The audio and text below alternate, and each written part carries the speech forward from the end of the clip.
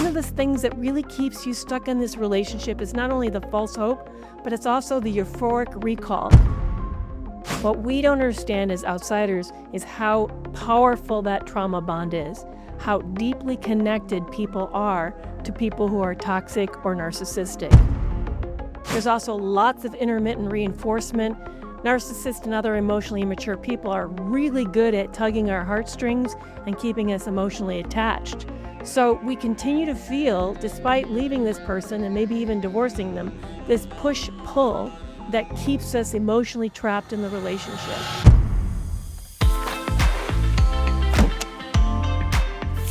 Why does someone who divorces a narcissist keep going back to them? I got a letter recently from a listener who writes, "How do I help my best friend who won't move on from her narcissistic ex? She claims she wants to move on, but then she talks to him. They've been divorced for 2 months and they have kids, but since I've been here before they split, I'm wondering why she won't move on." This is a common problem that happens in these relationships. What we don't understand as outsiders is how powerful that trauma bond is, how deeply connected people are to people who are toxic or narcissistic. That when we exit these relationships, we often haven't really ended them in our mind and our heart, and that we often really feel emotionally connected because these relationships are emotionally addictive. There's also lots of intermittent reinforcement. Narcissists and other emotionally immature people are really good at tugging our heartstrings and keeping us emotionally attached. So we continue to feel, despite leaving this person and maybe even divorcing them, this push-pull that keeps us emotionally trapped in the relationship. So she probably, your friend, is struggling to move on because she's still hoping this person's going to change. Because when she loses contact with him, or maybe if it's somebody who's a man who's left a woman, they still feel that tug of withdrawal when they don't hear from them. And then they have shared history and shared kids. And one of the things that really keeps you stuck in this relationship is not only the false hope, but it's also the euphoric recall. That when you're away from them and you start to feel that longing, you remember all the good times and you forget all the bad times. And unfortunately, when you get out of these relationships, you have so centered yourself around this individual that you now feel this massive loss that was, in a way, despite the fact it was destructive, it was organizing. They consumed your time, your attention. You were all caught up in trying to keep the conflict low, keeping the peace, pulling them out of chaos. And now that it's over, you end up feeling lost. And when you're in that relationship, without you realizing it, you lost more and more of yourself, and you don't really know strongly who you are when you're not with them. So the pull to go back, to have contact, is incredibly strong. I struggled with it for months. I can completely relate to why your friend is struggling to move on. But here's what you can do that's really helpful. Stay supportive and understanding. You may not know what this feels like, but now that you've asked this question because your heart is so tender towards your friend, now you have a little bit better insight to what they may be struggling with. Try to be careful to avoid shaming or lecturing.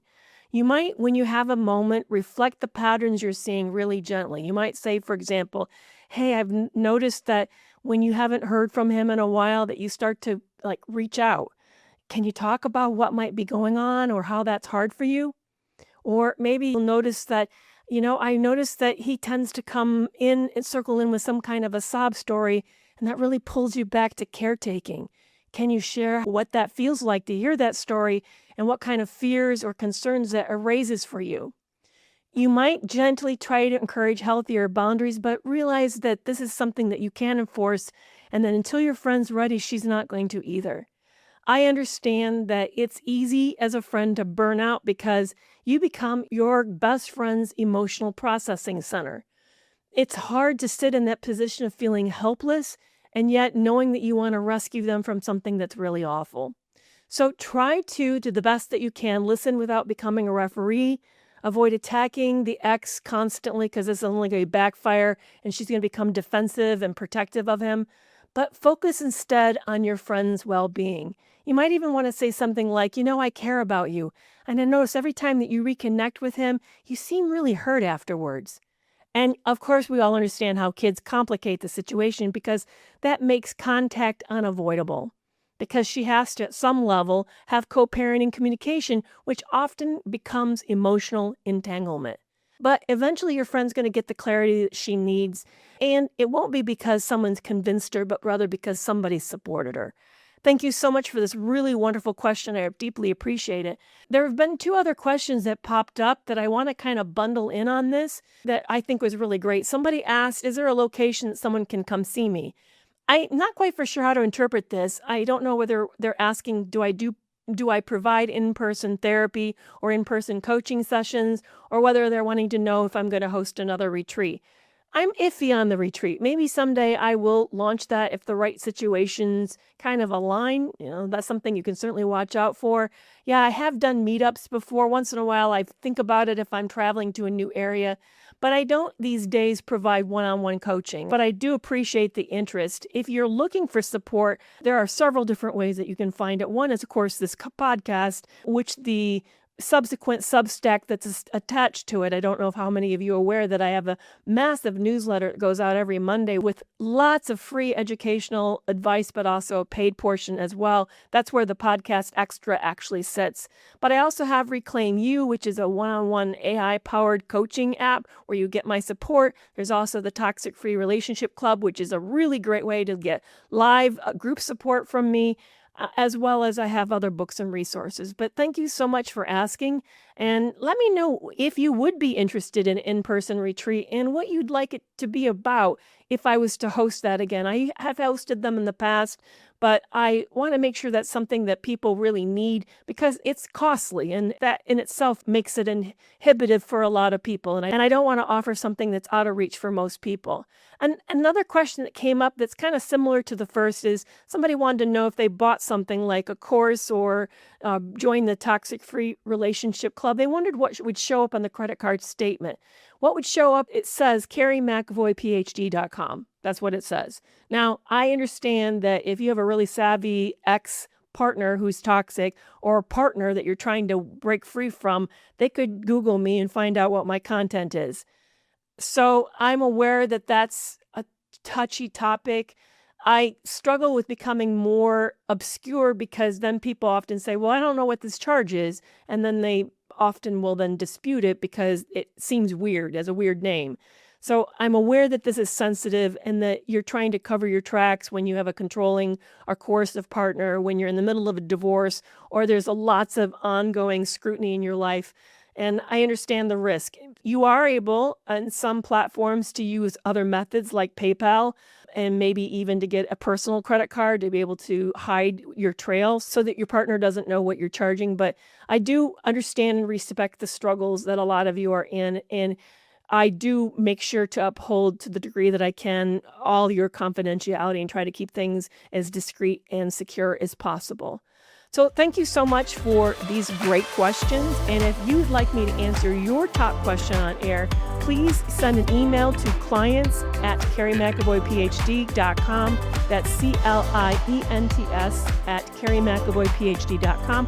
Or use the link that I've included in the show notes where you can actually just fill out a form and send it that way. But thank you so much for your trust. I deeply appreciate the privilege it is to be able to address these questions on air. 2 a.m. again, and you're replaying that whole conversation over, and you're wondering yourself, was it really that bad, or maybe I'm just being dramatic? So you start to draft that I'm sorry text again, because the guilt that you're feeling or the confusion you're experiencing is just unbearable. And you know this loop because you've been there before, but I want you to know that you're not alone. I'm Dr. Kerry McAvoy. I'm a retired psychologist, and for 25 years, I've been helping people untangle exactly what toxic relationships do to your mind, how they create the confusion, the self-doubt, and that trauma bond that keeps pulling you back in. Here's the truth. Recovery isn't about getting more information. It's about having the right support in the exact moment you need it. That's why I've created Reclaim You. It's a private, always available coaching app built from my work and my content, organized into an extensive library that you can actually use when you're triggered. Inside it, you'll get 5-minute lessons when your brain can't handle a deep dive, check-ins that meet you exactly where you are, whether you're feeling strong, shattered, or numb, boundary scripts that help you say no without over-explaining, grounding tools that work fast when you're activated, and progress tracking so you can see proof you're healing even on days when it feels like you're not. There's no appointments, no waiting, no judgment, just practical support right when you need it. Reclaim you, real help in real time, right in your pocket. And it's a coaching support, not therapy or emergency care. Learn more at studio.com/Dr. Kerry. So start your healing today and reclaim you.